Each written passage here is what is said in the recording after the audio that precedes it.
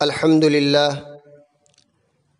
للہ وحدہ لا شریک لہ والصلاة والسلام علی محمد لا نبی بعدہ۔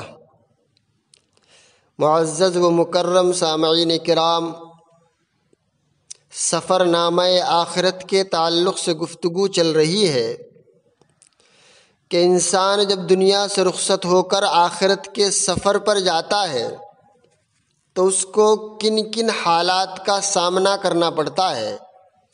ہم نے پچھلی چند ویڈیو میں قبر کے تعلق سے بات کی، سور کے تعلق سے بات کی، حشر کے تعلق سے بات کی، شفاعت اور حساب و کتاب کے تعلق سے بات کی۔ آج ہم بات کریں گے مؤمنین کے امتحان کے تعلق سے۔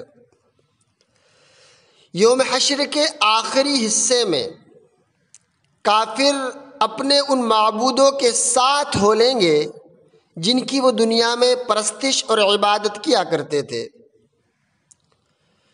وہ سارے معبود جو انہیں جانوروں کے ریوڑ کی طرح اپنے پیروں کے بل یا اپنے منہ کے بل جماعت در جماعت جہنم تک پہنچا دیں گے۔ پھر وہاں صرف مؤمنین اور منافقین ہی رہ جائیں گے۔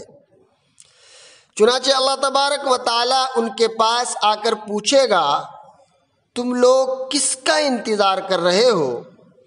لوگ جواب دیں گے کہ ہم اپنے رب کا انتظار کر رہے ہیں۔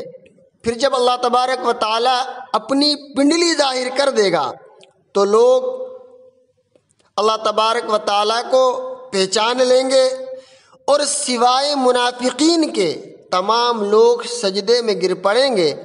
حق سبحانہ و تقدس ارشاد فرماتے ہیں، یوم یکشف عن ساق ویدعون الی السجود فلا یستطیعون، جس دن پنڈلی سے پردہ اٹھایا جائے گا اور لوگوں کو سجدے کے لیے بلایا جائے گا تو وہ سجدہ نہ کر سکیں گے۔ بزرگوں دوستو، پھر اللہ تبارک و تعالیٰ کی پیروی میں لوگ لگ جائیں گے۔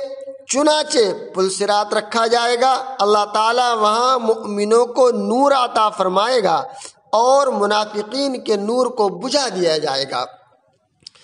بزرگوں دوستوں، دعا کریں کہ اللہ تبارک و تعالیٰ ہمیں قبر کی اور آخرت کی ہر سختی سے نجات مرحمت فرمائے اور موت سے پہلے موت کی تیاری کرنے کی توفیق مرحمت فرمائے۔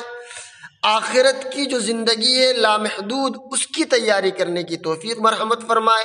آمین ثم آمین، وآخر دعوانا ان الحمد للہ رب العالمین۔